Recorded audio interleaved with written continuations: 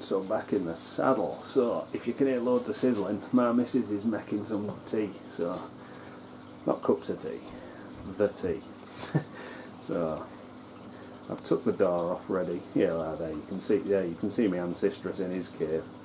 There's me bristle nose. But as I say, moss gets everywhere. And Corey Town, look. But yeah, he's an awesome fish. I've had him a very long time now. He's been through 3 or 4, maybe more tanks with me. He's got his cave, and if it's a darkish, he'll be out, and he'll be on that kiwi and stuff over there. Oh, you can see a leopard frog, look. Just raise this up a bit.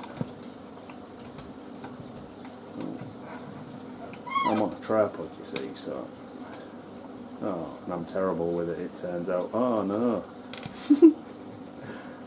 Schoolboy errors. I'll tell you what, I'll just pick it up off the tripod in a bit and we'll have a look at him.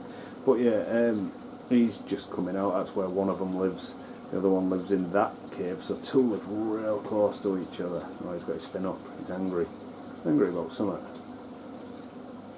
But yeah, I'm just going to move a bit closer, so it's all going to get a bit wild. I'm a nightmare with these sort of things. I keep fish. I don't look at cameras. Who's he angry with? Oh, it's because all the things are coming near his cave. Oh, let's get in on him. Sorry, it's going to get a bit bumpy for a minute. Ooh. Oh, of course he's done one. He's having a kick off. And he's in there.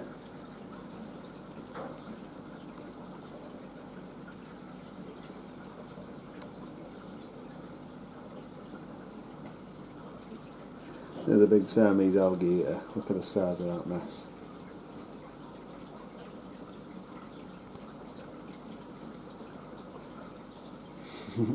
But yeah, the problem is everyone's getting a bit close to his cave.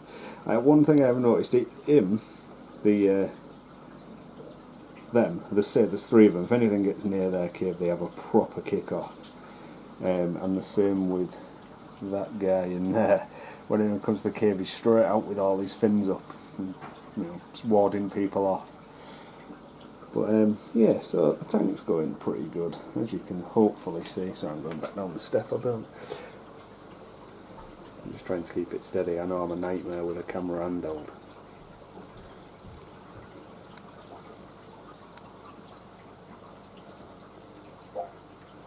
Yeah, all these fish want some food. Especially that big fat mess. So it's Siamese alligators, belting fish, eat loads of blackbeard algae and stuff when they're young, and then when they get big and fat like that one, they don't touch algae ever again.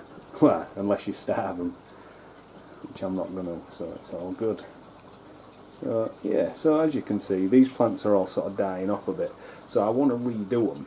It's been a few years now that I've had this tank, 3 I think. One bronze Cory. There's 6 of them in there somewhere, but again, they live in this cave system here. It's hard to show you from this, but hopefully you can see, look, like down there there's caves that go around, but that actually follows all the way around there. And if I'm good with this camera, which we all know I'm not,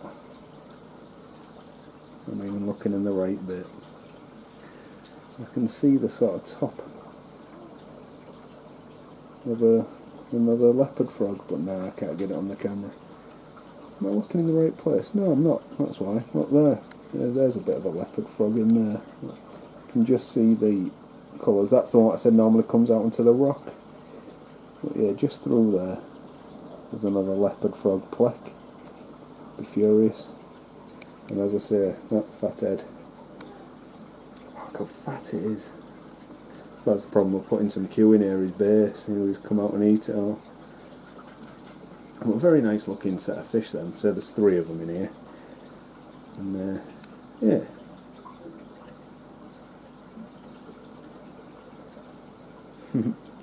But yeah, so just a quick little swill about. We're gonna have a go. Oh, I'm kicking all sorts all over. You don't worry about that. So that inkbird I put in the controller, as you can hopefully see there's the actual unit. There you are, 24.1 degrees, trying to get to 24.5. So, but it's got, I've given it half a degree of leeway, so it's fine at 24, it's also fine at 25. There's no real biggie on that. I'm not too bothered. It's a bit messy in here. There's my moving bed, and its big canister. And there's the sump filled to the lid with good stuff, which again you probably can't see, but that's a full chamber filled with good stuff. I've got videos on that. Search for my sump stuff. Get the most up-to-date one because it's changed so many times. But yeah, the inkbird, the two probes are in the very end, the pump return, so it should be technically getting what's getting pumped back into the tank. So yeah, that was just another one of them things that I just wanted to show because I said I would on the other video, and I'm a nightmare for saying I'm going to do something and then not doing it. But if you can handle more wobble you can, you might even get to see me feed these divvies. Oh, come on langers. Come and get a bit of food.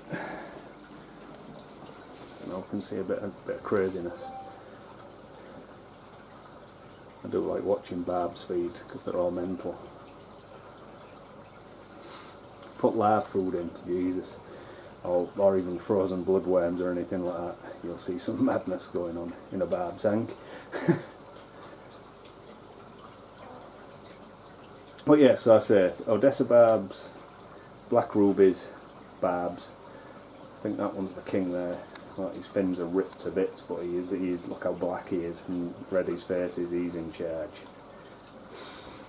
I think that one's probably having a to-do. Maybe 3 of them, or 4 of them were having a big to-do, but he's the darkest and the reddest, so he's the king.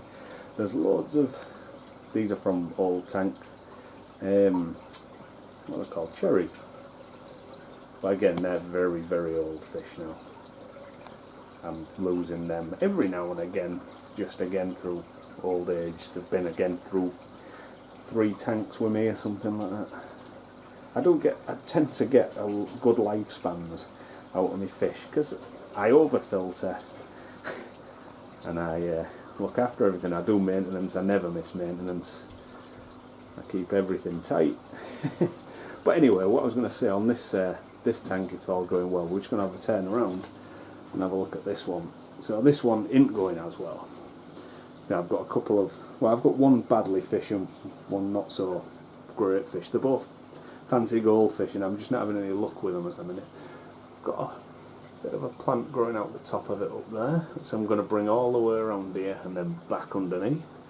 And then I've got the actual craziest one, which is that one there, which goes all the way down here. All the way down there. I say these leaves are all a good size, look. Big leaves. Big fat messes. Ah yeah. There's another one at the back there, behind the rocks. It's coming up. It's gonna blow off. Well yeah, and then this plant carries on going all the way around here, so I'll just turn my light on down there. I'll have lights in your cupboards. Yeah, so that goes all the way down here. And it's starting, I've had to actually tie it up because it came out to about here, so you couldn't get in the door without hitting it. So I've tied it up and that's going to go up there, and I'm going to try and grow it like right round this top here of where the extension of the house goes on. So yeah, just a quick look at these.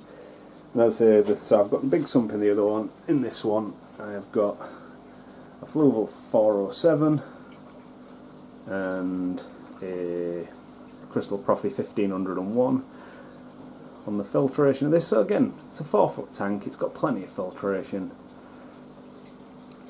Yeah, yo, there's no food in yet, is there? But yeah, these are getting a good size, these. Look how big they are. Big boys. Got a root system from hell from that thingy. But yeah, so all the tanks down here are going okay. Say that's the fish. Look, he's laid on his side again. He's been alright, and then he gets into this mess. But as I say, he's been swim bladder issues for probably a couple of years, and he's been better a few times, and then he gets worse again. But yeah, anyway, that's me tanks. The video's gone on about probably a quarter of an hour. I didn't really want to go that long, but I like wittering on, and it's been a while since we've looked at my tanks. So yeah, I'm just going to feed the rest of the fish now and put some food in down the bottom for them cories. Oh, I just scared him away getting up onto this step. I've done my back in, so I'm not exactly stealthy. But yeah, so look how fat that is. Look at the state of it. Chew, mate.